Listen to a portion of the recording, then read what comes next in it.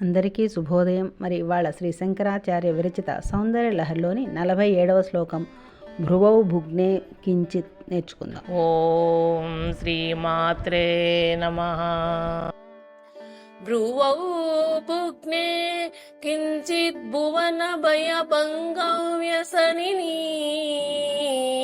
త్వదీయే నేత్రాభ్యాం మధుకర రుచిభ్యాం ధృతగుణం ధనుర్మన్యే సౌవ్యే తరకర గృహీతం రతిపతే ప్రకోష్ఠే ముష్టౌ చ స్థగయతి నిగూఢాం తరముమే.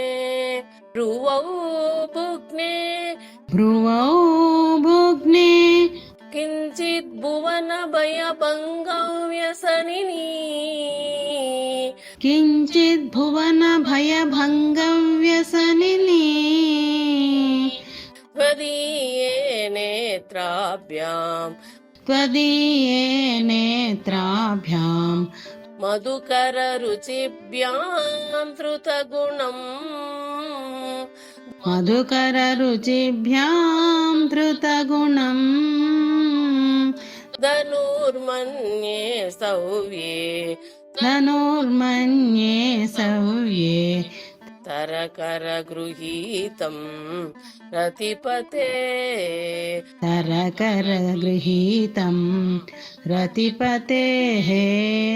ప్రకోష్ఠే ముష్టౌ చ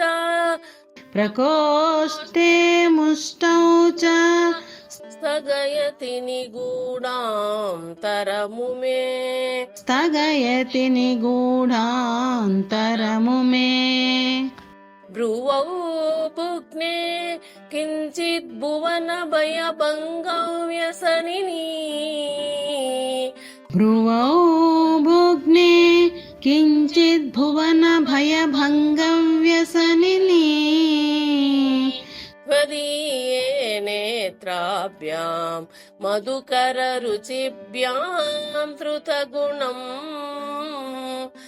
త్వదీయే నేత్రాభ్యాం మధుకర రుచిభ్యాం ధృతగుణం ధనుర్మన్యే సౌవ్యే తరకర గృహీతం రతిపతే ధనుర్మన్యే సౌవ్యే తరకర గృహీతం రతిపతే ప్రకోష్ఠే ముష్టౌ చ స్థగయతి నిగూఢాం తరముమే.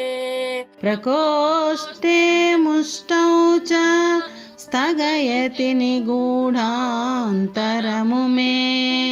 భ్రువౌ భుగ్నే కించిత్ భువన భయభంగం వ్యసనిని త్వదీయే నేత్రాభ్యాం మధుకర రుచిభ్యాం ధృతగుణం ధనుర్మన్యే సౌవ్యే తరకర గృహీతం రతిపతే ప్రకోష్ఠే ముష్టౌ చ స్థగయతి నిగూఢాం తరముమే.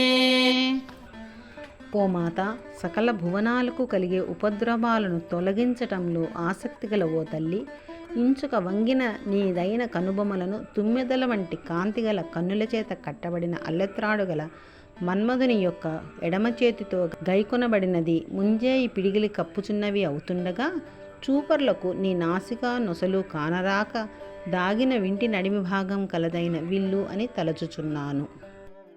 ఈ వీడియో మీకు నచ్చితే లైక్ చేయండి, మీ స్నేహితులకు షేర్ చేయండి, సబ్స్క్రైబ్ చేయండి. Thank you.